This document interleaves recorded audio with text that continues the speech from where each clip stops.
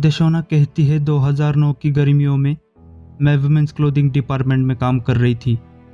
मैंने नोटिस किया कि एक औरत सामने वाले गलियारे से मेरी तरफ लगातार देख रही है। मुझे लगा शायद वो कोई पागल है। थोड़ी देर बाद धीरे धीरे वो मेरी तरफ बढ़ने लगी। मैंने पागल समझकर उसे इग्नोर करने की कोशिश की, लेकिन कुछ देर बाद वो मेरे सामने आकर खड़ी हुई और मुझसे बात करने की कोशिश करने लगी। मैंने कहा, क्या मैं आपकी कुछ मदद कर सकती हूँ? उसके बाद उस महिला ने मुझसे सवाल पूछा कि क्या तुम इसी देश में पैदा हुई हो? सवाल सुनकर मैं ऑफेंड हो गई और गुस्से से कहा कि मैं इसी देश में पैदा हुई हूँ और ये मेरा ही देश है। फिर एक के बाद एक उसने मुझसे कई सारे सवाल पूछे, जैसे तुम्हारी उम्र क्या है, क्या तुम्हें बच्चे हैं, क्या तुम शादीशुदा हो? मैंने हताश होकर कहा, मैं 19 साल की हूँ, ना ही मेरे कोई बच्चे हैं और ना ही मैं शादीशुदा हूँ। क्या मैं आपकी कुछ मदद कर सकती हूँ? दशौना कहती है, उसके बाद उसने एक ऐसी बात बोली जिसने आज मुझे लगता है कि मेरी लाइफ पूरी तरह बदल दी। उसने कहा, you are the most beautiful women I have ever seen, और मुझे लगता है कि तुम अगली मिस यूएसए बन सकती हो। मुझे आज भी याद है, वो बात सुनकर मुझे उस वक्त अपने आप पर हंसी आ रही थी। मैंने कहा, आपका मतलब है पेजेंट्स? तो आपको लगता है कि मैं पेजेंट्स में कम्पीट कर सकती हूँ? मैम, अभी मैं आर्मी में हूँ और आर्मी में पेजेंट्स नहीं होते। दोस्तों, दशौना बार्बर का जन्म 6 दिसंबर 1989 में यूएस के छोटे से शहर जॉर्जिया में हुआ था। माता कॉर्डेलिया बार्बर और पिता डैरेन बार्बर दोनों यूएस आर्मी में पोस्टेड थे। यही कारण था कि दशौना भी 17 साल की उम्र में यूएस आर्मी में भर्ती हो गई। यूएस आर्मी के साथ साथ उन्होंने वर्जीनिया स्टेट ऑफ यूनिवर्सिटी से बिजनेस मैनेजमेंट में डिग्री हासिल की। दशौना कहती है, उस औरत का नाम लेज़ली था। उसने मुझे अगले दिन मिलने बुलाया। शायद वो समझाना चाहती थी कि असल में पेजेंट्स क्या होते हैं। उसकी बातों से प्रभावित होकर मैं उसे मिलने के लिए राजी हो गई। अगले दिन उससे मिलने गई तो उसने मेरे सामने पेजेंट बुक्स की ढेर लगा दी। मैं आज तक नहीं समझ पाई हूँ कि उस दिन उसने मुझे स्टेट पेजेंट कंपटीशन के लिए कैसे कन्विंस किया।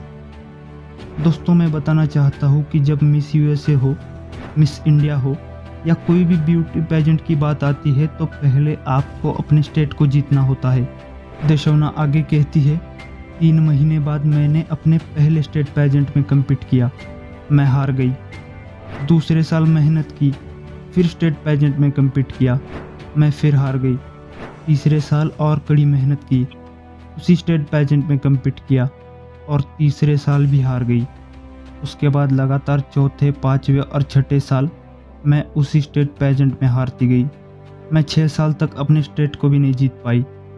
वो कहती है, पिताजी ने कहा, अब तुम्हें ये चीज़ें छोड़नी चाहिए। मुझे नहीं लगता वो तुम्हें मिस यूएसए का क्राउन दे पाएंगे। मैंने लेज़ली को फ़ोन किया और कहा कि वो तुम ही थी जिसने मुझे मिस यूएसए बनने का सपना दिखाया। तुम्हारे कारण मेरे जीवन का कीमती समय बर्बाद हुआ है। लेज़ली कहती है, दशौना डोंट क्विट, तुम बस मेहनत करती रहो, फिर से एक बार ट्राई करो, तुम कर सकती हो। दोस्तों, जून 2015 में लेज़ली की डेथ हो गई।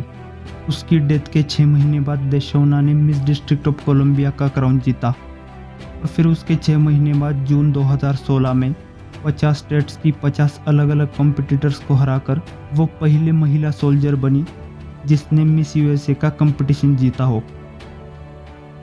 दशौना कहती है, जीतने के बाद मैं खुद को संभाल नहीं पाई।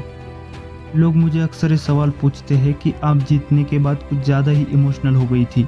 मैं बताना चाहती हूँ कि जब मैं पहली बार स्टेट पेजेंट में कम्पीट करने जा रही थी तो खुद को आईने में देख मुझे एंग्जाइटी अटैक सा होने लगा।